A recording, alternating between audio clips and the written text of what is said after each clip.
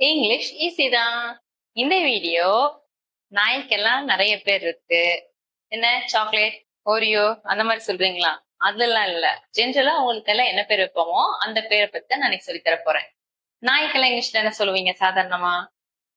Talk. Correct. பொட்ட நாயா இருந்ததுன்னா பிச். இது ஒரு கெட்ட வார்த்தையும் கூட தான். ஆனா பெண் நாய்க்கு இங்கிலீஷ்ல என்ன சொல்லணும்? பிச். கரெக்ட். நாய்க்குட்டி பப்பி. பப்பி. ஓகே. தெருநாய்க்கு என்ன சொல்வீங்க இங்கிலீஷ்ல? ஸ்ட்ரீட் டாகா? இல்லையே. Stray dog. Stray dog. Stray டாக்னா தான் தெருநாய். ஸ்ட்ரீட் டாக்னு சொல்லக்கூடாது. நீங்க லிட்டரல் டிரான்ஸ்லேஷன் பண்றீங்க, அவுட் பண்ணாதீங்க. அடுத்தது கொஞ்சம் பெரிய நாயா இருக்குது, பெரிய நாய் அப்படின்னாக்கா அதுக்கு என்ன சொல்லணும் தெரியுங்களா? புல்டாக்.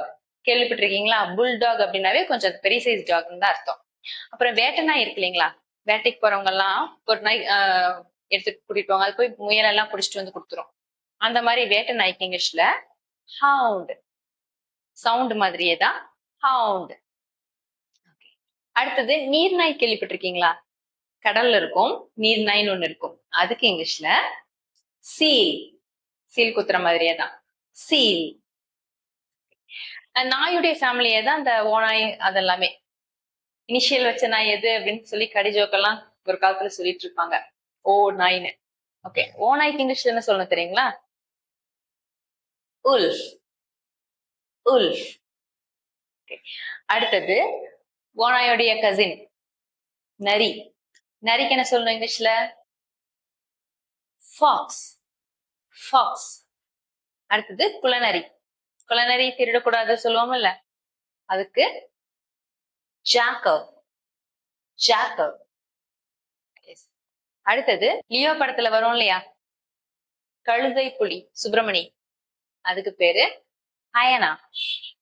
ஹயனா. எஸ். இந்த ஹயனா மட்டும்தான் சிரிக்கும். அனிமல்ஸ் எதுவுமே சிரிக்காதுன்னு சொல்லுவாங்க.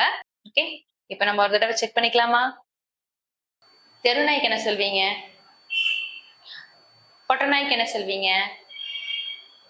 நீர் நாய்க்கு? வேட்டை நாய்க்கு? ஓ நாய்க்கு? கரெக்டா சொல்லிட்டீங்கன்னா ஓகே. அப்படி இல்லைனாக்கா மறுபடியும் முதல்ல வீடியோ பார்த்து தெரிஞ்சுக்கோங்க. இதெல்லாம் பண்ணுனா இங்கிலீஷ் ஈஸி தான். தேங்க்யூ.